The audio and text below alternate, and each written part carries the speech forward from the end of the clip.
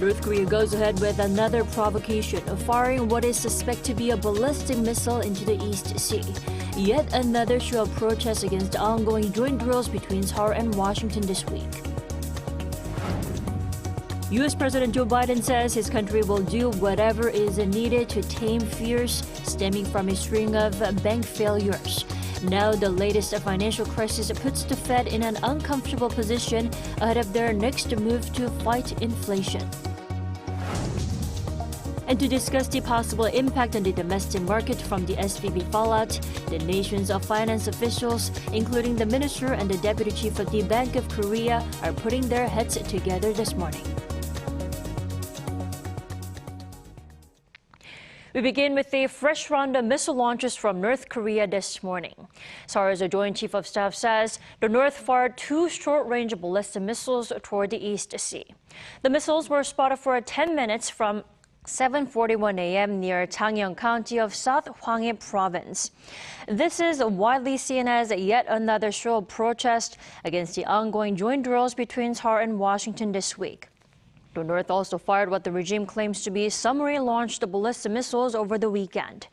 Monday's missile launch is the 5th round of such provocations this year. We'll bring you more details on the missiles, including their range and trajectory, in our later newscast. Now, just hours before Tuesday's missile launch, Washington said it's still studying what the North claims to be submarine-launched cruise missiles fired over the weekend. And it warned that the North Korean provocations only pushed the U.S. to reinforce security commitments. Our Lee Seung-jae reports. U.S. State Department spokesperson Ned Price said Monday that Washington has no other choice but to intensify joint military drills with South Korea as North Korea continues to make provocations that threaten its allies as well as the American troops stationed in the country. His comments come as the North fired what are thought to be strategic cruise missiles from a submarine on Sunday.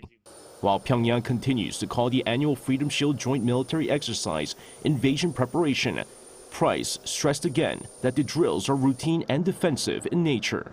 Instead, the spokesperson argued that it's North Korea's continued provocations that are forcing both the U.S. and its allies to intensify their military drills.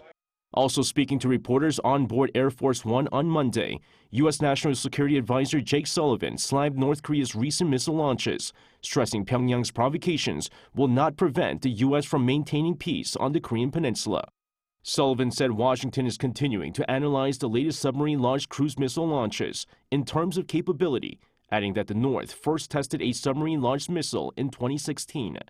When asked if the recent provocations marked a new capability, Sullivan said the North has been refining and trying different iterations of submarine-launched missiles.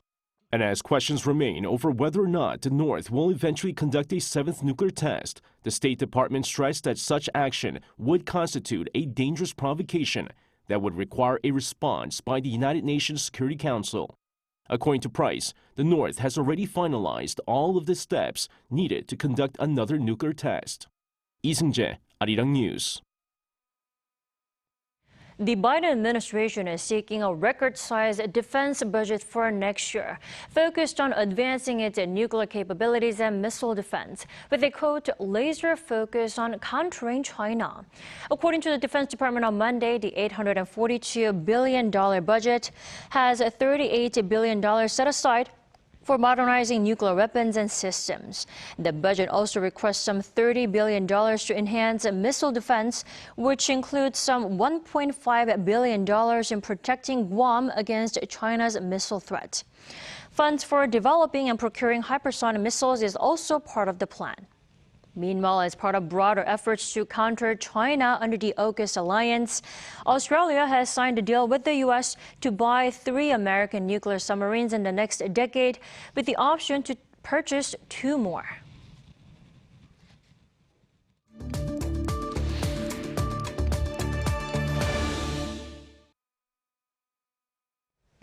South Korea and the U.S. have kicked off one of their regular joint military drills on its largest scale ever. And North Korea, as widely expected, didn't just sit and watch. Instead, it reacted by firing 2 more short-range ballistic missiles into the East Sea this morning. For more, let's turn to Professor Kim Young-jun from Korea National Defense University. Welcome back to the program. Yeah, thank you very much for having me. Hello from Washington, D.C. Good morning and good afternoon to you. Now, another round of missile launches this morning. Is it because of joint drills between South Korea and the U.S.? Yeah, so of course, North Korean missile launch directly target the ROK-US combined exercise. North Korea stated and warned several times to stop a ROK-US combined exercise. However, this exercise is defensive and regular exercise, and the ROK and the U.S. government already explained this exercise is neither a threat nor offensive action against North Korea, but North Korea will continue to do provocation against this one. Right, so North Korea fired 2 short-range ballistic missiles this morning and also what it claims to be submarine-launched cruise missiles over the weekend. Now, this is all because of the joint drill between Seoul and Washington, which will last for the entire week. Does that mean the provocations will continue all this week? Yes, we can expect another North Korean provocation during this week under the circumstance of the ROK-US exercise. North Korean submarine launch missile and cruise missile directly target the ROK-US combined exercise. Although North Korean provocation will continue, the ROK-US exercise is fundamentally a defense purpose exercise in nature and regular exercise defending the ROK because of the North Korean nuclear missile capability growing, and the ROK-US need to defend the Korean Peninsula by this kind of exercise. So this will give a strong signal to North Korea not choosing any provocation, and the ROK-US exercise will be 11 days, including 20 exercise, already finished the thick knife combined special forces exercise, and another strategic attack introduction like aircraft carrier Nimitz, 100,000 ton, and also nuclear engine submarine, etc., will join this exercise. Right, which makes this edition of Freedom Shield the largest scale ever. Now, Seoul and Washington, as allies, have a history of joint military exercises going back decades. But the question is, are there particular reasons as to why Pyongyang may react more sensitively to the move this time?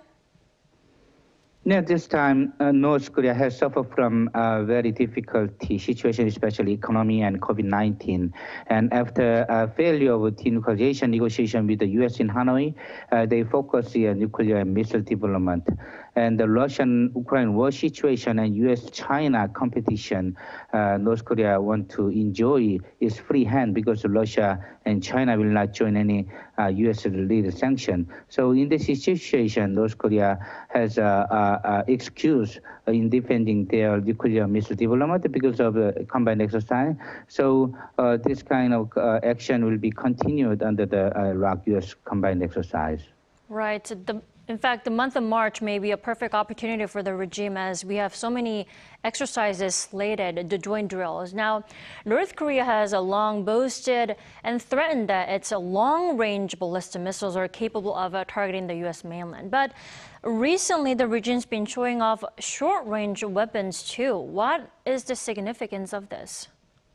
A very significant signal because of a long-range missile like ICBM, strategic nuclear weapon is more target U.S. mainland for better negotiation bargain. But this type of short-range missile and North Korean version of Iskander missile and also tactical nuclear weapon is more likely usable weapons against South Korea directly. So a possibility of using this kind of tactical nuclear weapon threat has been largely increased. So U.S. and Army need to prepare against this kind of more likely threat. Right, and the North may also be trying to develop, whether it's long or short, just when it comes to missile and nuclear weapons. Yeah. All right, Professor, thank you for connecting with us this morning and evening for you. Thank you very much.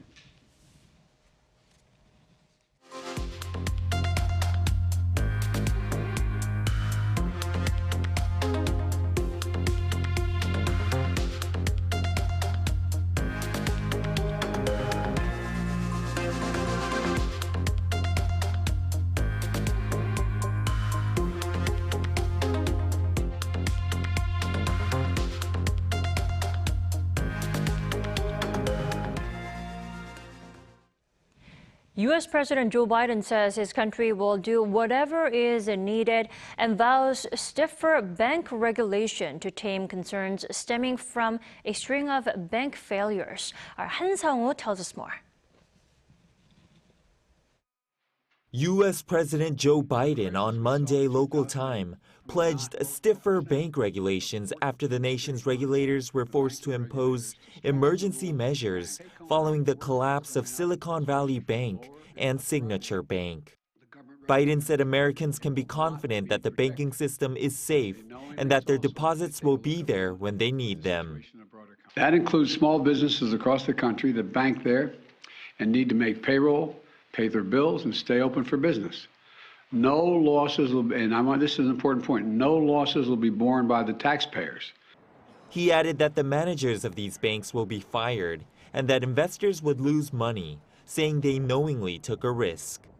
Noting that the Dodd-Frank law passed after the 2008 financial crisis to prevent excessive risk-taking had been partially rolled back under former President Donald Trump, Biden also vowed to ask Congress and banking regulators to strengthen bank rules.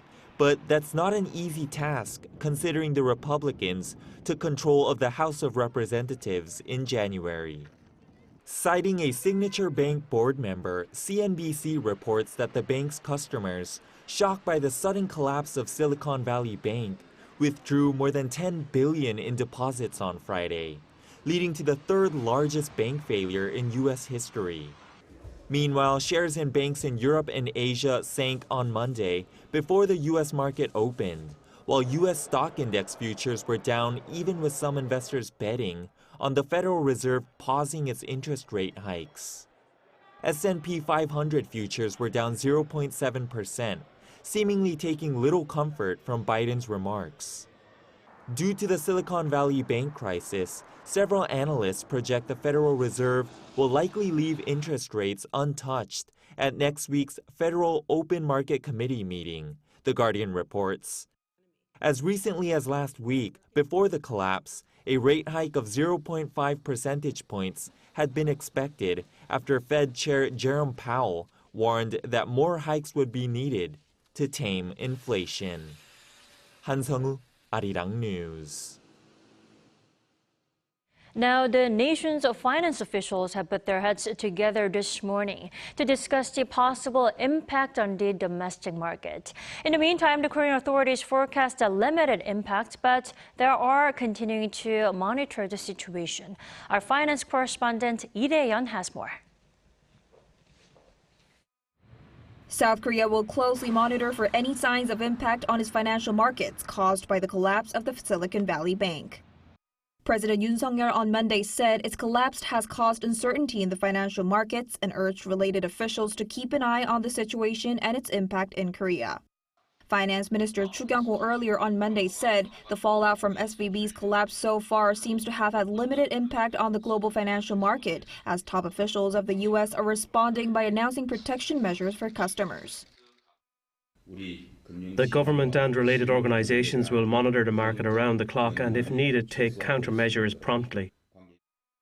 The Trade Ministry also mentioned that the SVB fallout has not hit the country's exports, but pledged to monitor the overseas situation and cooperate with related associations to deal with any possible issue.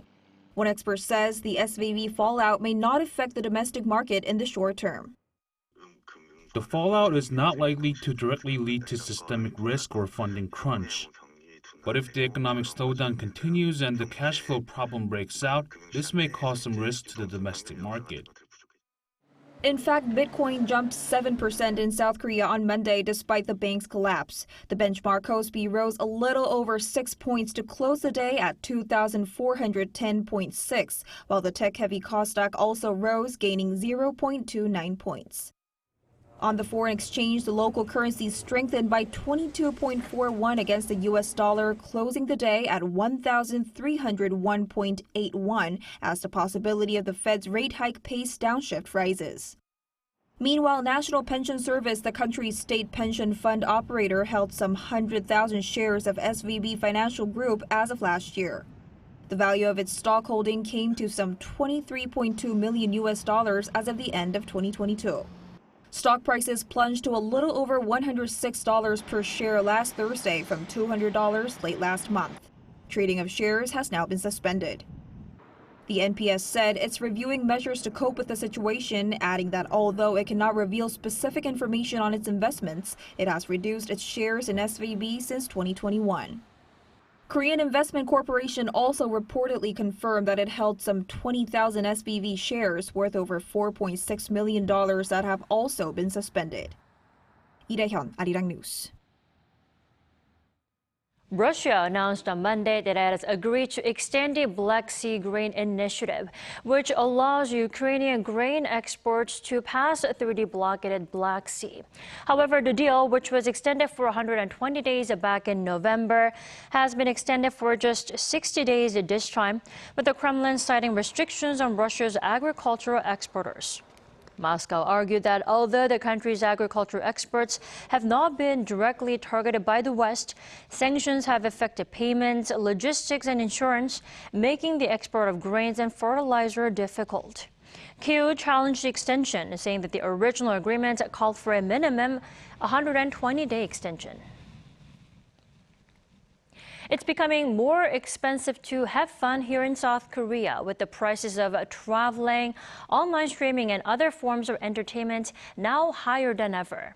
According to Statistics Korea on Tuesday, the related consumer prices for entertainment activities in February increased 4.3% on-year, the biggest jump in 14 years, mainly because of increased post-pandemic activities.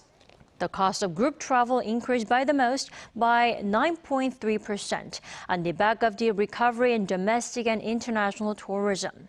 The prices of pet-related services and products also went up notably, while online streaming platform fees increased about 3%. Prices related to camping, sports, and movies also all went up.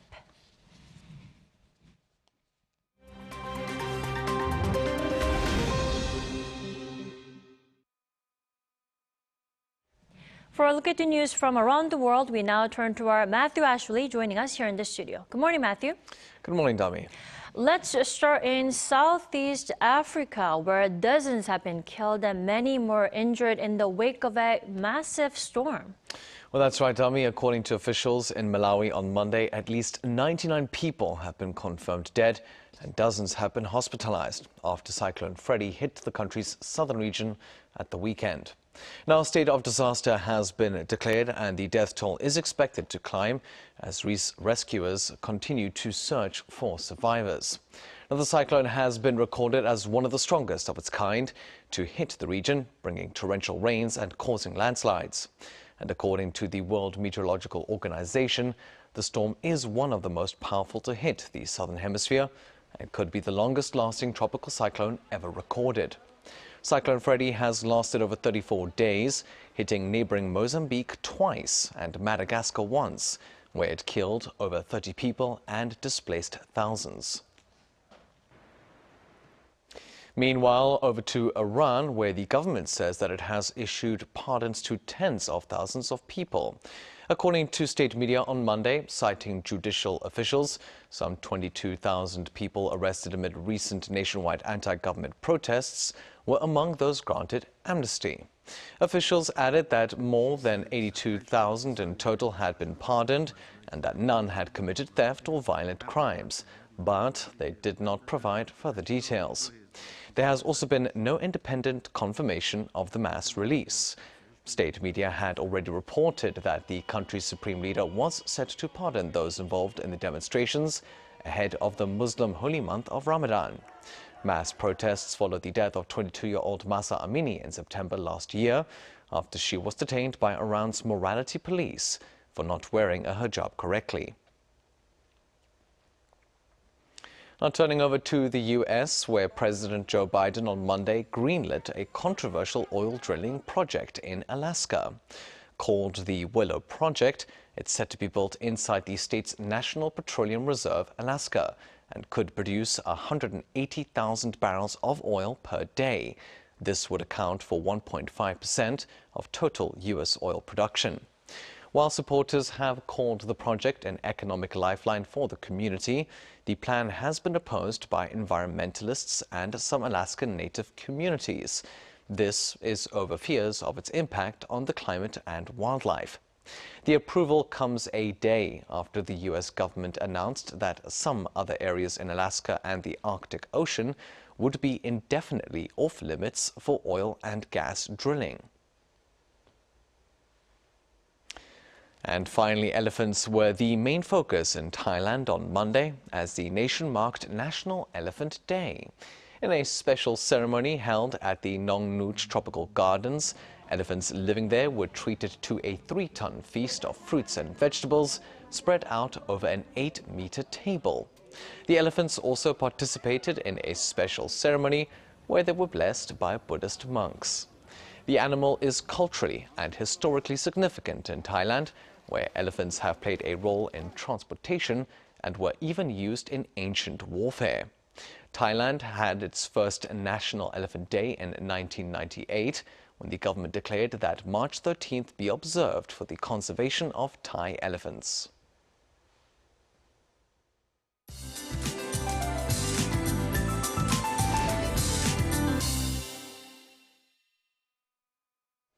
Good morning. Sprinkles stays this morning along with chilly winds, then temperatures rebound quite nicely during the day. Warm southwesterly winds will boost the highs into the mid-teens here in the capital, higher than about 7 degrees higher than yesterday. Now, other parts of the country will also notice a big rise in highs this afternoon, meaning temperature gaps between lows and highs can be as wide as 15 degrees. And you know, it's easy to come down with a cold around this time, so please take good care of yourself and drink plenty of water to stay hydrated. A dry weather advisory is in place in some parts of Korea, and that's including here in Seoul. Now, Daegu and Gwangju will notice highs jumping to near 20 degrees Celsius this afternoon, while skies get brighter as we go into the day with normal to good air quality nationwide.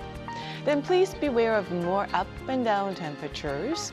Meanwhile, strong wind is expected through tomorrow, blowing in excess of 25 meters per second, which is strong enough to uproot trees. So please take precautionary measures to secure your property.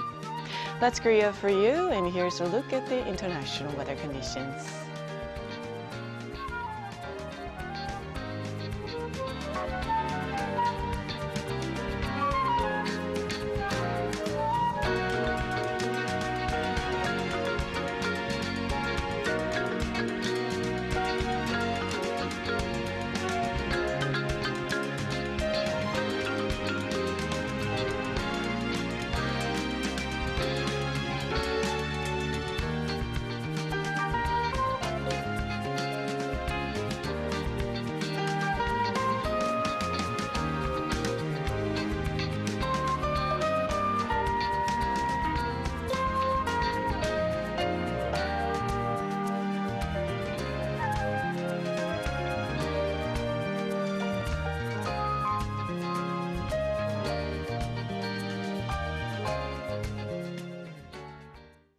That wraps up today's New Day at Arirang. Do stay with us for more updates throughout the day. Thanks for watching.